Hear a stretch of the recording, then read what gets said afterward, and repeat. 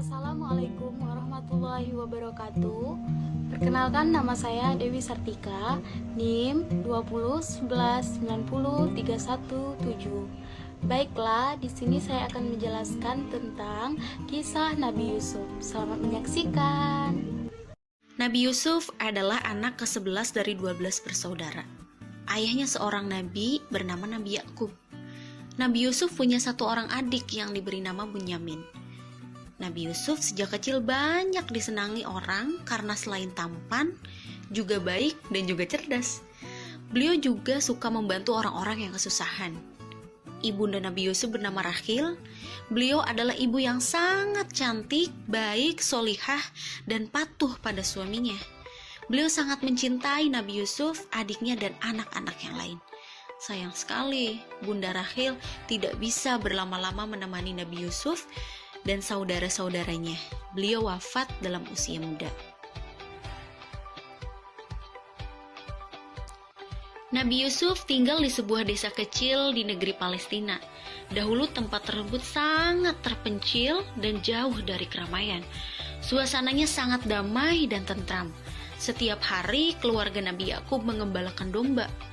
Menggembalakannya jangan jauh-jauh ya nak, pesan Nabi Yakub setiap kali anak-anaknya mengembalakan domba. Mereka menggembalakan domba secara bergantian. Domba-domba Nabi Yakub sangat banyak dan sehat-sehat karena mereka cukup makan dan minum sehingga berkembang biak dengan baik. Pada suatu kali, Yusuf terbangun dari tidurnya. Yusuf bermimpi yang sangat aneh. Yusuf lantas membangunkan ayahnya. "Ada apa, sayang?" tanya Nabi Yakub. "Maaf ayah, aku mengganggu tidur ayah. Tapi aku tidak bisa menunda besok untuk menceritakan mimpiku," kata Yusuf kecil. Nabi Yakub mengangguk, lalu meminta Yusuf mendekat dan duduk di pangkuannya. "Kamu mimpi apa, nak?" tanya Nabi Yakub kemudian.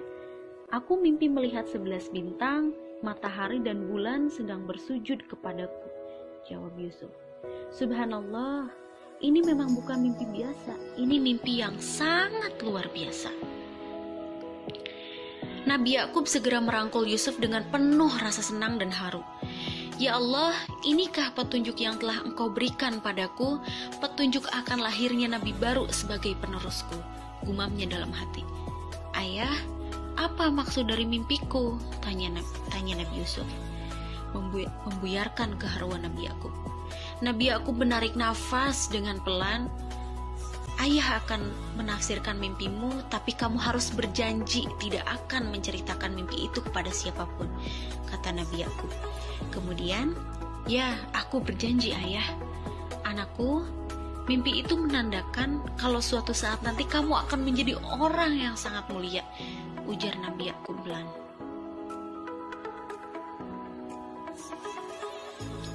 Sejak saat itu, Nabi Yakub sangat hati-hati sekali menjaga Yusuf. Beliau tidak mau terjadi hal-hal yang tidak baik.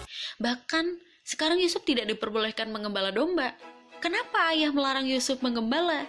tanya salah satu kakak Yusuf. "Yusuf masih terlalu kecil, nak.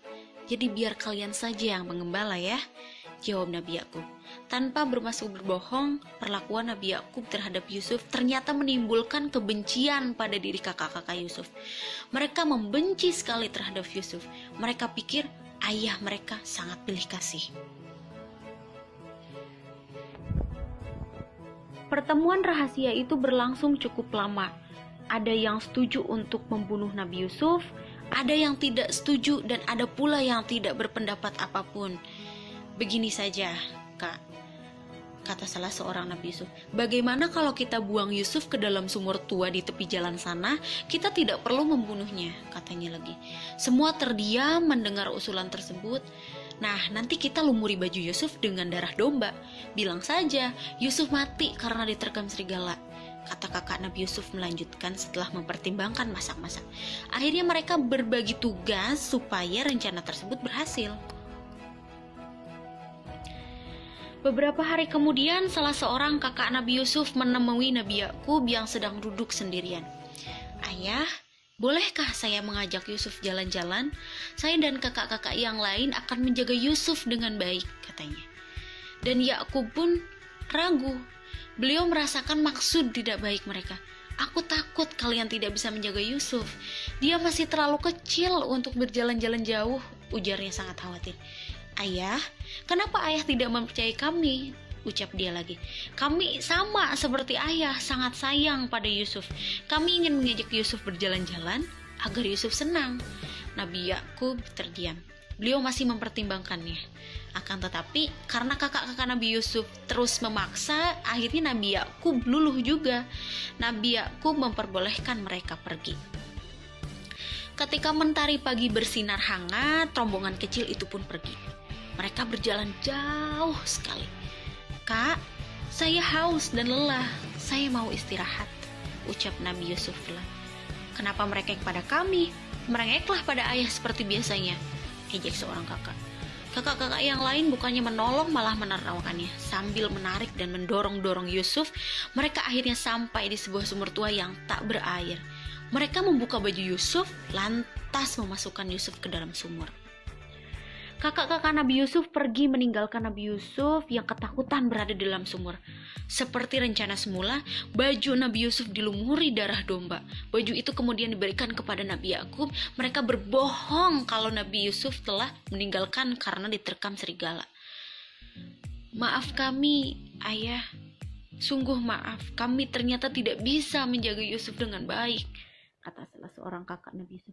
Dia pura-pura menangis. Nabi Yakub amat sedih memegang baju Nabi Yusuf. Ayah tahu apa yang terjadi, nak, katanya dalam isakan. Kalian pikir perbuatan kalian itu baik, kata Nabi Yakub kepada anak-anak Nabi Yusuf. Ayah hanya bersabar, biar Allah saja yang nanti yang akan menolong kamu, nak.